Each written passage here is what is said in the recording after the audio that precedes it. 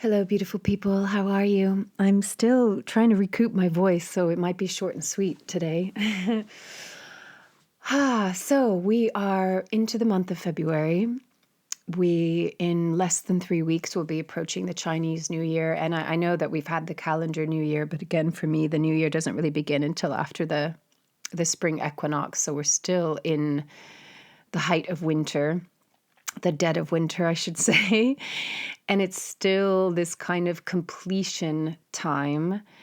And it's a liminal space. It's a liminal space. And so I hope that I hope you're all being gentle with yourself along the way, to not push yourself too much to society standards that you have to have all of your shit sorted out by the end of January. So I hope you let that one go.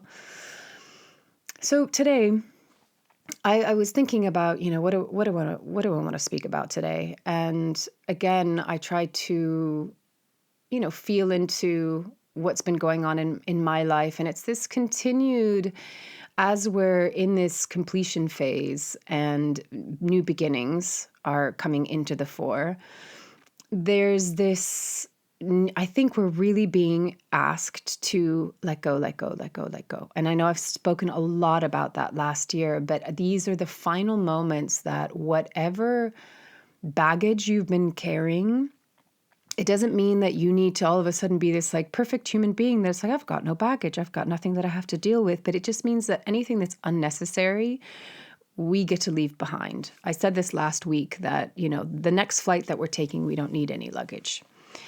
And I'm really, really feeling that, so that there's this kind of this push or purge to really assess and face ourselves and confront ourselves and ask ourselves, what am I carrying that I don't need anymore? And a big part of that is our story. And a big part of that is the triggers, the emotions that come from that story. So last week I was talking about the benefit of getting to know ourselves. This week, I want to speak a little bit about how to do that, but also how to kind of implement these things so that, what we're working towards is a greater sense of peace, ease, and flow. And flow doesn't always mean that it's easy. Flow just means that we're not in resistance to our experience. So I think there's many different streams that this can go down. So let's dive in and see where it takes us.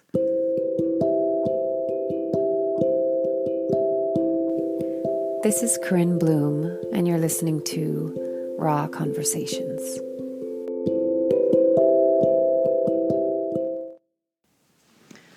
I had a few different things that happened over the weekend that were kind of like gentle triggers. I say gentle triggers because they weren't catastrophic, but they were a trigger, and it was very.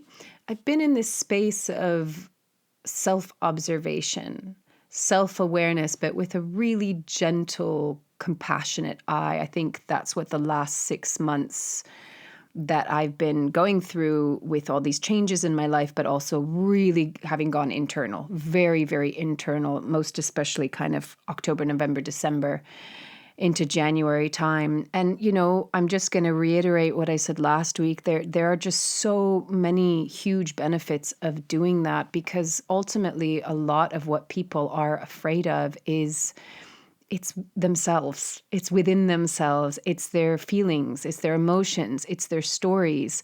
It's the memories of when they were hurt, of when they were wounded. And, a lot of it is unconscious. Some of it is conscious. But this getting to know ourselves and sitting and being with ourselves and facing ourselves with a compassionate, through a compassionate lens, I should say, it is the ultimate portal to freedom and peace, because we're not fighting ourselves. We're not judging ourselves. But that's a whole process, right? To get to that place of true acceptance, which I talked about last week. But it's been beautiful to just be in this kind of witnessing of my human experience, and to then see, we see our evolution when similar things happen in our life, but we respond to them differently. instead of being in a reactive mode where we have no control and just something triggers us and boom, we go into reactivity, we go into like strong emotionality, we feel out of control, we feel hurt, or we feel judged, or we feel abandoned, or we feel rejected, or whatever the story is and whatever the emotions that come with it. And when you get to know yourself well enough, and you see why does the trigger come up, and you understand that there's always a good reason for it, and that reason deserves compassion and love and care and safety and nurture and nourishment and just that kind of motherly, fatherly love that we would have loved to receive, it's a very different relationship to your humanity. You're not your own enemy. You befriend yourself and you befriend your triggers, and you have a lot more understanding and patience and forgiveness for them. And so I've been doing this for decades now, but I'm sharing my story just as a, not because I want to talk about me, but because it's like, if this is helpful for you, then I'm happy. So I was observing how, I had something come up with my daughter, who's kind of a preteen now, and I could feel I could feel like a little bit of like the fire coming in, of like a little bit of frustration, or a little bit this kind of energy coming in. And I could feel that coming into the tone of my voice, and understanding what she was saying. And I could see it from her perspective, but there was this part of me that was also like, hey, but this is what it's like for me. And this is what is going on for me. And I could feel it's like the energy rushing through my blood, the volume coming up a little bit more. I could really sensorially feel what it was like in my body, like what was physically happening to me. And I think this is one of the really great tools of sitting with yourself. It doesn't have to be meditation, but sitting with yourself and being with your feelings and being with your state of being, is that you become so much more hyper aware of what's going on in your physical body. Like that is such a huge benefit to sitting and staying, is that you start to notice things. It's no different than like if you were to go out in the garden and just sit, and you don't have any distraction. You don't have your phone. You don't have a book. You don't have a journal. You don't have anything to distract yourself. And you just sit there. You will notice that all of a sudden you hear the sound of the birds more. You might hear a passing car. You might hear a dog bark in the distance. You might notice like the squirrel running up the tree. We come into a state of presence. And when we come into a state of presence without the distraction, we notice a lot more. So it's no different with our internal experience, that just even if you were to sit 2 minutes, 5 minutes, 10 minutes every morning before you get up and you start your day, and you just close your eyes and you just feel into your body. You don't need to be meditating. You don't even need to be focusing on your breath. You don't even need to have a technique. You just sit and you stay and you observe.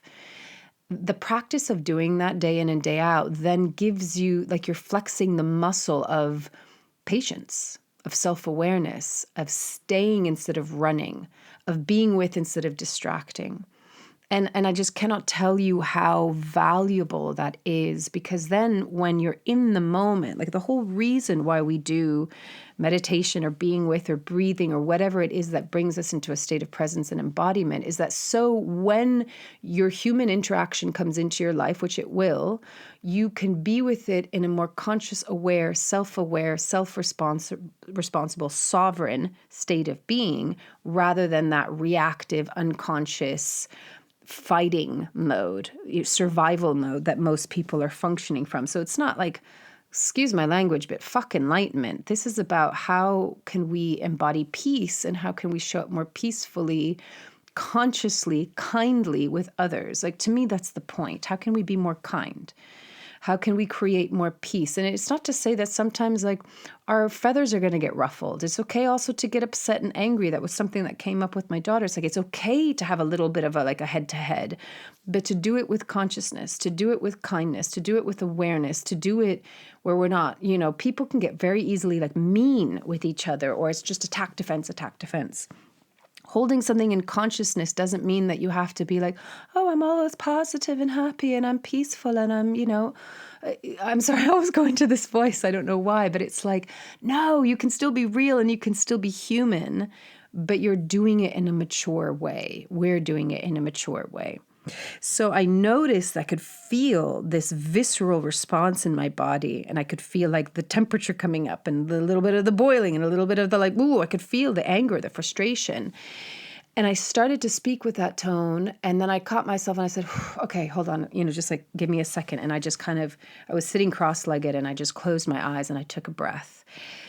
And that is, I remember when I was training in my early 20s, when I was studying, child psychology and authentic leadership and all sorts of stuff, cognitive therapy and all of these things. One of the images that was really useful is like the tree trunk that, if you there's a tree trunk and there's two arms of the tree. And normally what happens is we whiz through the trunk super fast and we go in the direction of survival mode. And that is the reactivity, right? That's like, boom, reaction. And that's when it gets messy. And the point of doing all of this and having this awareness is that you slow down that rush that is going up the tree trunk. And instead of going immediately to the right to survival mode, it's slowing it down enough that you could pause and then choose to go into what they called thrive. So instead of survive, you go into thrive. And that's making a conscious choice. And so the words that I like to use is one is reactive and one is in response to. Am I reacting to my situation or am I responding to my situation? And you've heard me talk about this a lot before.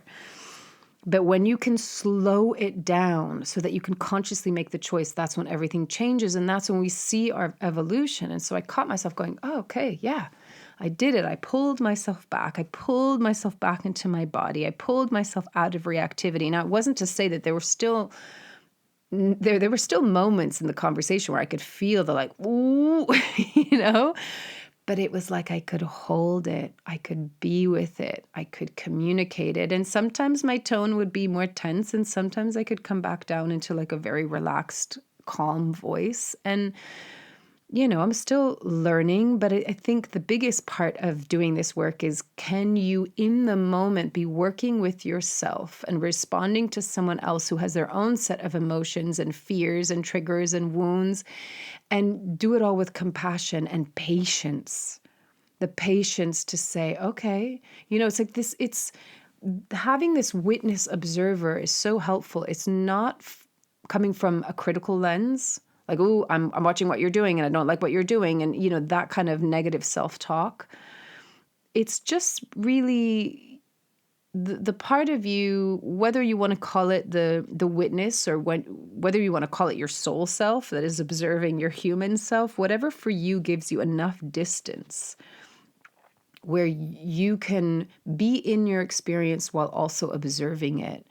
It's incredibly helpful, but what helps us get there is that we need to slow down time a little bit. We need to slow down our reactivity. And that's why, as I spoke about last week, the benefit of just sitting with and getting to know yourself slows things down. And it gives you a better language, your own unique language. You don't need to be like anybody else, your own unique language of understanding. Yeah, what are the things that scare me? What are the things that piss me off? What are the things that trigger me? And what do I need? So anyway, that's a deeper process, but those are just kind of the key points. So I could see, every time something like that happens, you get to witness your own evolution and your own growth. And that's when things, that things are changing and you're growing. But you're still going to be human and you're still going to have these experiences. And there were a few other things that came up over the weekend, and it was a full moon and I was on my cycle. And so things were tender and vulnerable and hormones were in the mix. And again, it's like when we can see things clearly, I realized that my reaction to things were also very hormonally influenced. And so it's like, okay, Corinne, give it 24 hours, take a breath.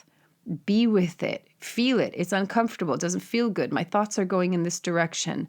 I don't like this. Whatever it is, but don't react from that place. Like just sit and stay and be with it. And inevitably, like today, I feel very different because the energy has shifted. So when I say about like how to implement these things around, to really be in that state of peace and relief and flow, which doesn't mean it's always easy. Flow means I'm not fighting against my current state. If I were fighting against my current state this weekend, I wouldn't be like compassionate and patient with the fact that I was also on a biological level going through something, right? And that requires more patience and more compassion and more love and more forgiveness and more just like staying. So having this self-awareness and pulling ourselves, like being able to differentiate and discern the story from the experience. When we go into the story of something, we embellish everything. It becomes so much more dramatized and dramatic. And, if we're really, I think a lot of people are struggling with their emotions, with their fear. That's a huge one. Fear is still, I think, one of the biggest inhibitors of humans, also because we've been conditioned to be living in and out of fear for goodness knows, centuries. I mean, I think I mentioned that I was watching his Dark Materials by Philip Pullman. And, one of the core themes is just how the magisterium has been controlling the people through fear. Everything is through fear, and how that isn't, any God that fear, that creates fear or incites fear is not the true God, right? And how consciousness, our eternal state of being, knows no fear. It isn't afraid of anything because there's no death. And ultimately what we're afraid of is death, right?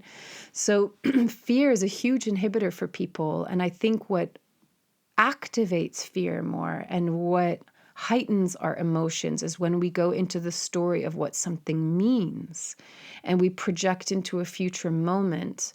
And the more that we practice being with ourselves and we practice being just with the feeling and the emotion and the sensation, and, we might understand the trigger and the wounding and all of these things, but we don't react to it. We just stay with it.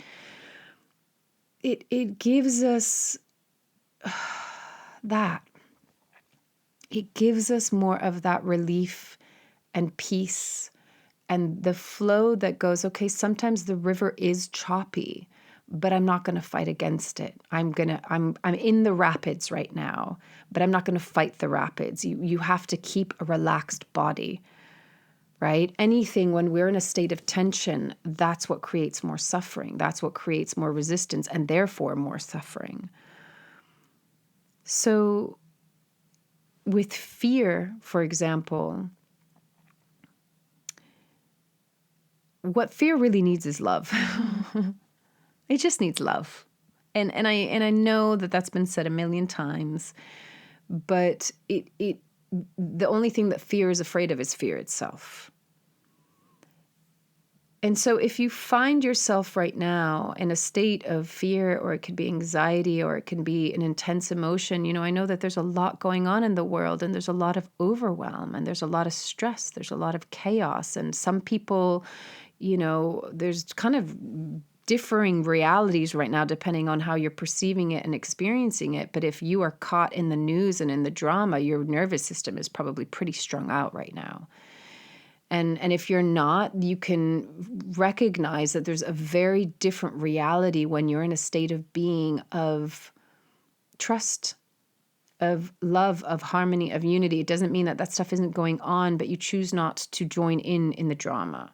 You choose to be the beacon of light instead. You choose to be the embodiment of peace instead. It's just an energetic frequency harmonic, basically. And when you do that, your whole reality changes. And it doesn't mean that there aren't challenges, and it doesn't mean that there still aren't things that create suffering. But it's just the letting go of the story, which drops the drama, and creates a relief even when it's hard, even when it's painful, even when it's tender and vulnerable. And you're like, wow, being human right now is so intense. It's the letting go of the fighting against and the resisting against.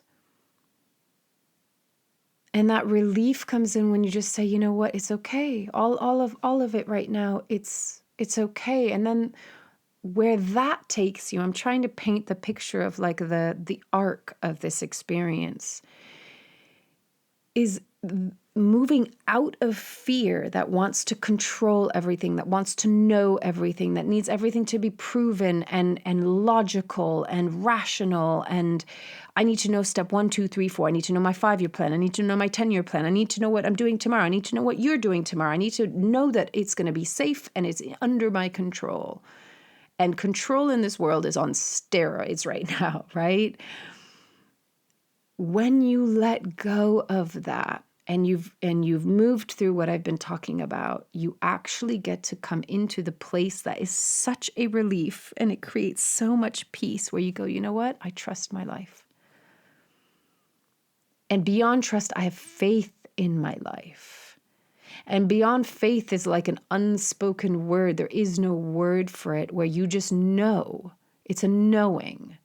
You don't even need to believe and trust and have faith. It's a knowing, which is a state of being, an embodiment that knows I am safe, I am loved, I'm protected, no matter what. And I trust, have faith, and know that the course of my life is the course of my life. And I don't need to control it. I don't need to be afraid of it. There's nothing to be afraid of.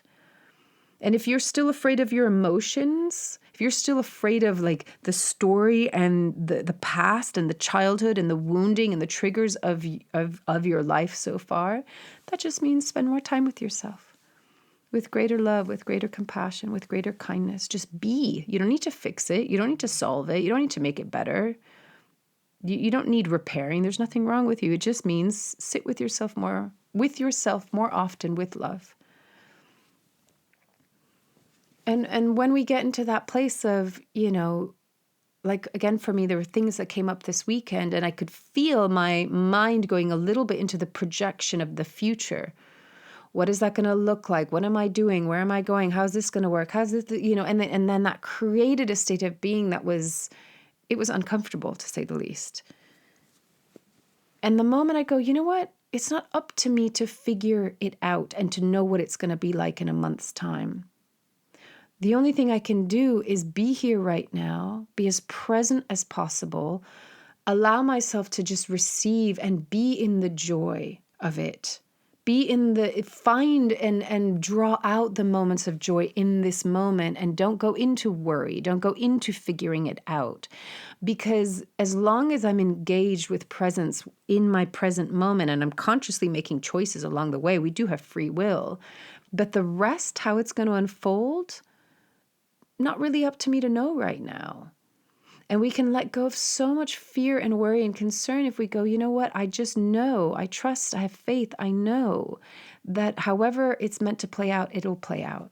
And so it's a complete waste of my time and energy to worry about it now and try and figure it out. We are learning how to live in present moment living, to get out of the future and to get out of the fear of the future.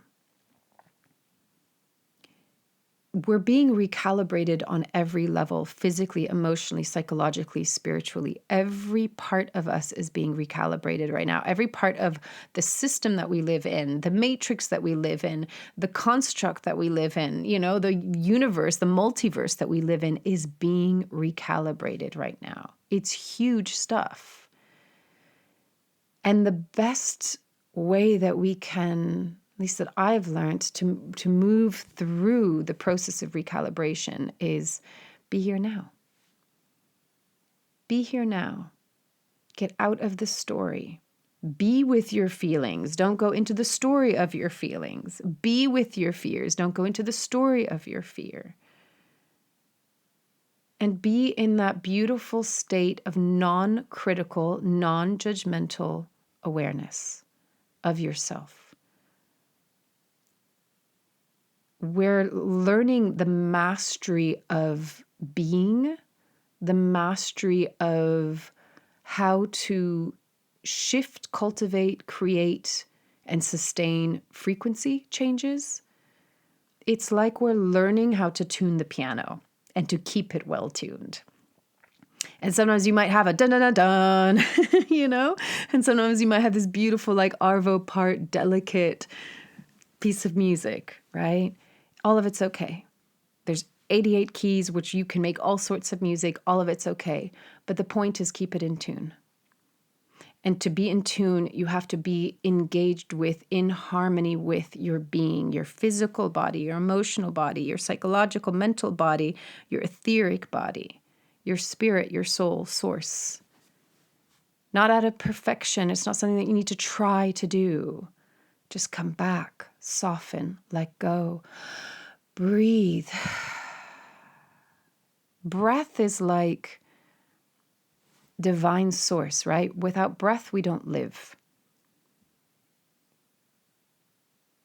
Remember that if you can breathe and you can find that still point at the end of each out breath, at the end of the out breath, that still point, that 0 point, that's where the divine lies. In the void, in the nothingness, but before the rebirth of the new breath, after the death of the old breath. That point of creation is always where source exists, and you are that. So find more moments where you can connect to that place, even if it's 2 minutes once your alarm has gone off and you sit up in bed and you close your eyes and you just go into that space, even for 2 minutes. If you do that every day, it will change your life. And I say that through my own experience. And find your own way of doing it. But I think there is something to just simplicity. We're in a world, and I've said this a million times, in a world that is getting so loud and so chaotic and so full of distraction. Do the opposite. Get quieter. Get more still. Remember what I've shared this a couple times now, the silence between the sound. Find those pockets more and more frequently. Inhabit them more and more frequently. Embody them more and more frequently. It's so simple and so minor in a way, but so massive, the beautiful and positive effect that it has. So you will have your own process, and in moments you'll be frustrated because it won't feel so easeful and it won't feel so peaceful. But can that be okay too? Can you be with the frustration? Can you soften into the frustration by breathing into it? Don't circumvent it. Don't change it. Don't fix it. Don't berate yourself for it. We have to learn how to be in our humanity before we can even think about what so many people are using the term of ascending. We don't ascend by bypassing.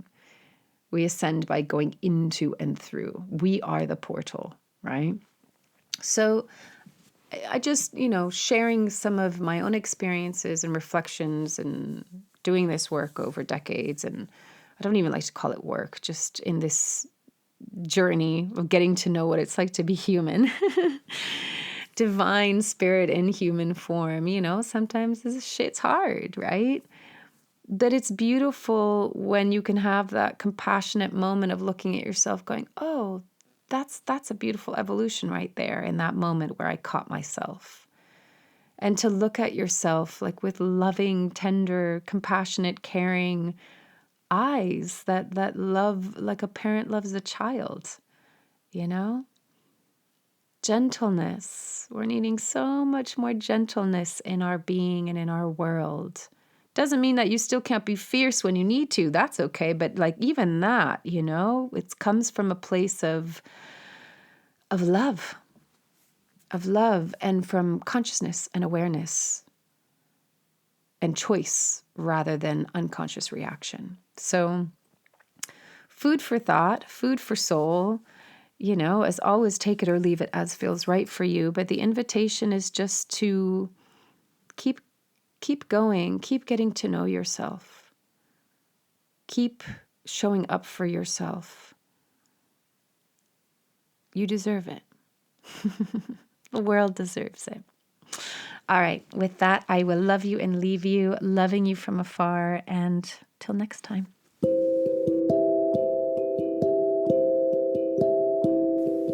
You've been listening to Raw Conversations with Corinne Bloom. Thanks so much for showing up, listening in, and being a part of the conversation with me.